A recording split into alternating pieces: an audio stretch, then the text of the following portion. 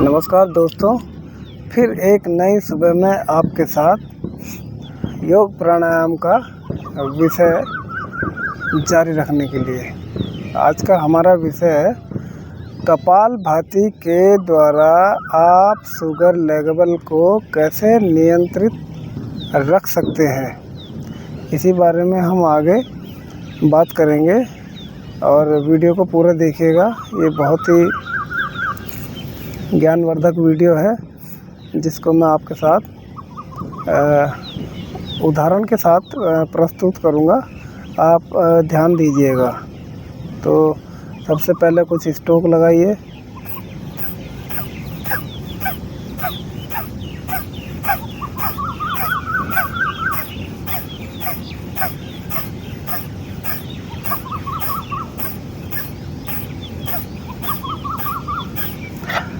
Normal सामान्य अगर हम सांस को लेते हैं सामान्य रूप से तो हम ऑक्सीजन को खींचते हैं अंदर और छोड़ने का हमको इतना एहसास नहीं होता है। लेकिन कपालभाति में हम श्वास को छोड़ने पर ध्यान होता है, खींचने पे जो श्वास आती है उसका हम इतना ध्यान नहीं देते, ऑटोमेटिकली आ जाती है।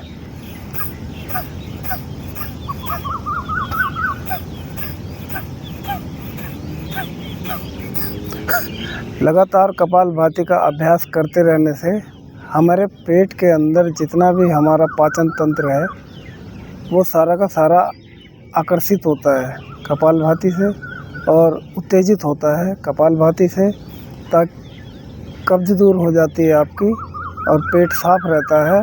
साथ ही साथ कुछ खाने पीने पर भी ध्यान देना है।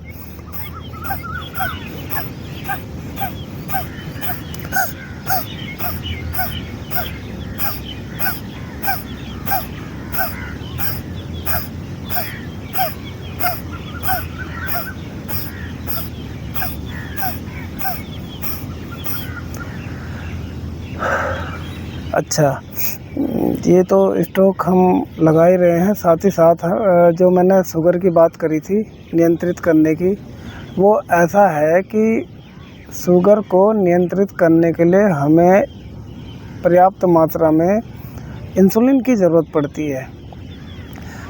इंसुलिन का उत्पाद होता है हमारे अग्नाशय में। अग्नाशय दो तरह का काम करता है। एक तो वो पाचन तंत्र के एंजाइम हार्मोन्स को रिलीज करता है, दूसरा मेन काम है उसका वो इंसुलिन को रिलीज करता है। इंसुलिन हमारे शरीर के अंदर नसों के अंदर जो रक्त है और जो उसमें शर्करा है, यानी कि जो खून के अंदर ग्लूकोज होता है एक निश्चित मात्रा में, उस ग्लूकोज को वो इंसुलिन जो है आगे बढ़ाकर धक्का मारकर आगे फोर्स करके ले जाता है और शरीर के किनारे जहां उसे पहुंचाना होता है अंतिम छोर तक ग्लूकोज को आगे बढ़ाने में इंसुलिन सहायक होता है और वहां जाकर ग्लूकोज बर्न हो जाता है और वहां से वो ऊर्जा का रूप ले लेता है, जिसके कारण हमारे अंग तंत्र काम करते हैं। जब ऊर्जा होती है तभी हमारे अंग काम करते हैं। तो ऊर्जा को पैदा इंसुलिन के द्वारा ग्लूकोज से होता है।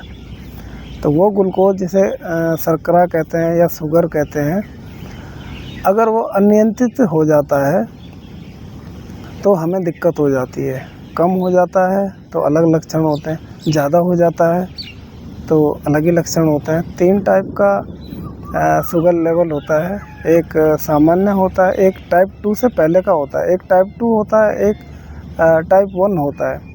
टाइप 1 तो सीरियस कंडीशन में आ जाता है, लेकिन टाइप 2 वाले ज़्यादातर जिनके लक्षण पहले ही पता लग जाते हैं, जो दवाइयाँ खा रहे हैं और दवाइयाँ तो खा रहे हैं, उनमें एक गलती ये हो जाती है कि वो दवाइयों पर डिपेंड रह जाते हैं, जबकि उन्हें परहेज़ भी बता रखा है और परहेज़ करते नहीं है। इसमें व्यायाम बहुत ज़रूरी है। व्यायाम करने से आपके जो शरीर के अंदर के पार्ट्स हैं पूरे, तो उनको एक्सरसाइज मिलती है, वो अट्रैक्ट होते हैं, उत्तेजित होते हैं, जिससे कि वो अपना कार्य सही रूप से करते हैं। उत्तेजित होने का मतलब ये है कि आपके जो अंदर के तंत्र हैं, जितने भी आपके पार्ट्स हैं जो कि भोजन को पचाने में, ऑक्सीजन लेने में, हृदय, फेफड़ा, लीवर, किडनी, अग्नाशय, तो ये सारे के सारे जब इनको एक एक्सरसाइज मिलती है तो इनका ब्लड का फ्लो होता है इनके अंदर। कुछ खान पान में बदलाव करके जो पहले से हमने गलतियां कर रखी जिससे फैटी लीवर या फैटी चीज़ें हो जाती हैं, वो सारी की सारी फैट कम होने के बाद वो सिकुड़ना फूलना सब शुरू हो जाता है उनके अंदर। फिर से वो हार्मोन रिलीज़ करना शुरू कर देते हैं, जैसे कि अग्नाशय। तो वो जब दोबारा से इंसुलिन को बनाना शुरू कर देगा।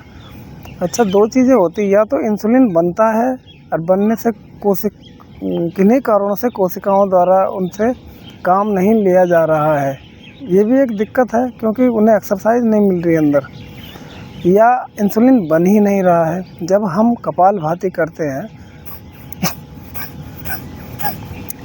इस प्रकार से तो पेट सिकुड़ता है, अंदर बाहर हो रहा है, बहुत तेज़ी से हो रहा है। और जिस हम तो थोड़ा सा समझते हैं लेकिन बहुत तेज़ी से होता है और लगातार होता है।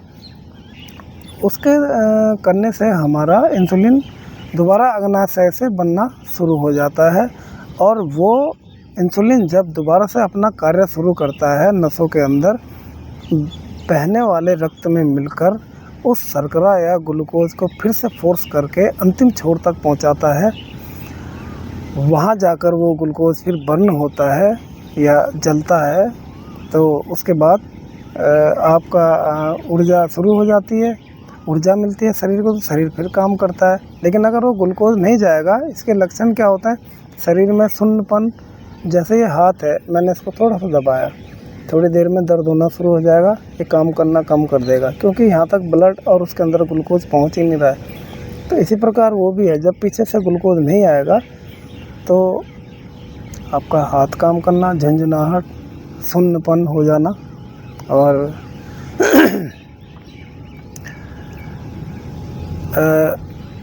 ये सारे लक्षण आपको दिखाई देंगे। तो इन लक्षणों को दूर करने के लिए आप कपालभाति का निरंतर प्रयास करिए, और फिर से आपका इंसुलिन दोबारा से आपका हार्मोन्स रिलीज़ करेगा अग्नाशय। और इस प्रकार से एक प्रक्रिया है जिसके द्वारा आप शुगर लेवल को कंट्रोल करने में अपनी ही मदद कर सकते हैं, और ये 100% सही बात है। डॉक्टर भी जब कोई इलाज करते हैं आजकल तो खास करके लास्ट में यही बोलते हैं कि भैया आप कुछ व्यायाम भी कर लीजिए, एक्सरसाइज करिए, योग प्राणायाम भी करिए, क्योंकि उनको भी पता है कि एक तरीका ये भी है। हालांकि साइंस इसको इलाज नहीं मानता है, लेकिन ये एक तरीका है उसको कंट्रोल करने का। पहले के ज़माने में ऋषि मुनियों के शोध के द्वारा ही इस बात का वो किया गया था, पता किया गया था कि रोगों को दूर कैसे किया जाए। और इसकी जो ये प्रक्रिया है को अगर हम इस पे चलते हैं तो जाहिर सी बात है, सीधी बात है कि 100% आपका शुगर लेवल कंट्रोल हो सकता है। हाँ, आपने जैसे चावल नहीं खाने तो नहीं खाने, उनको छोड़ दो।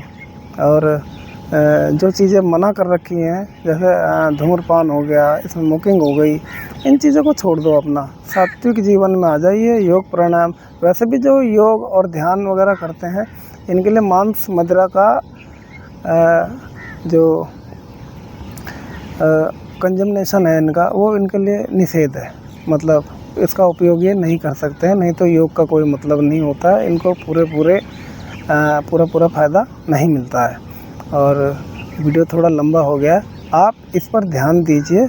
लंबा तो हो गया लेकिन देखिए पूरा इसको, और इस पर आप अमल करिए।